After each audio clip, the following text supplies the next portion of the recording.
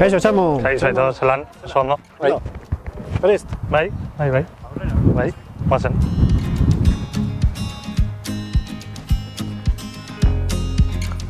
Lehenik eta behin, nor da Samuel Pasandin eta zergatik hautatu du leku hau?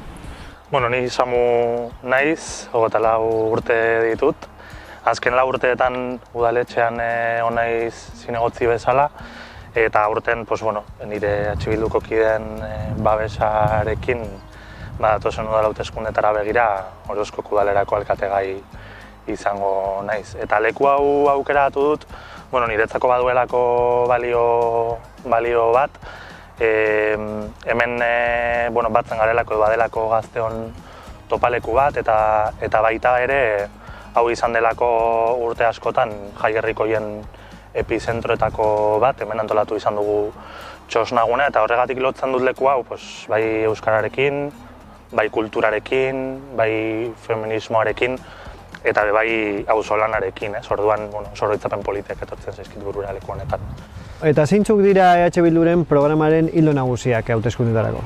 Bai, zentralidadea hartuko duen ardatzetako bat da parte hartzearena. Azken urteetan udalak ez ditu herritarrak behar bezala entzun, eta EH Bildurentzat erronka bat da herritarrekin batera lan egitea. Horretarako udaleko erabakitze espazioak kalera atera eta herritarrak beraiei eragiten dieten erabakietan modu aktibo batean parte hartzea proposatuko dugu. Bestalde batetik ere, herriko espazio publikoaren berrikuntza eta hainbat konponketa ere proposatu nahi ditugu, badagoelako beharra ere azpiegitura batzuk konpontzeko. Bestalde batetik, erdiguneko edo zubiaurreko irisgarritasuna hobetzeko proposamenak ere aurkeztuko ditugu, eta baita ere, herriko auzo batzuekin mugikortasuna hobetzeko neurriak. Bestalde batetik ere, duela hilabete eskatu zitzaion Bizkaiko Foru Aldundiari autopistaren zarataz babesteko neurriak har ditzan, eta eskaera hori bururaino eramateko prest gaude baita ere. Landu nahi dugun beste gaietako bat da lehen sektorea, oso kezkagarria da lehen sektoreak bizi duen egoera, eta beste arazo batzuen artean, arazo nagusia da, erreleborik ez datorrela. 20.000 euroko diru partida bat onartu da, belaunaldi aldaketa sustatzeko neurrietarako, eta segida eman nahi diogu lanketa horri, eta bestalde batetik geldirik dagoen La Republikoen ordenantza berritzea ere berrartu eta berraktibatu nahi dugu. Trantsizio energetikoari dagokionez ere, hilabete honetan bertan onartu da udalerekinetan eguzki plakak jartzeko EH Bilduk egindako proposamena, eta bide honetan pausuak ematea garrantzitsua iruditzen zaigu, eta zentzu horretan komunitate energetikoak ere martxan jartzearen proposamena egin nahi dugu, burujabetza energetikorantz ere aurrera egiteko, eta autokontsumoan eta autosufizientzian aurrera egiteko.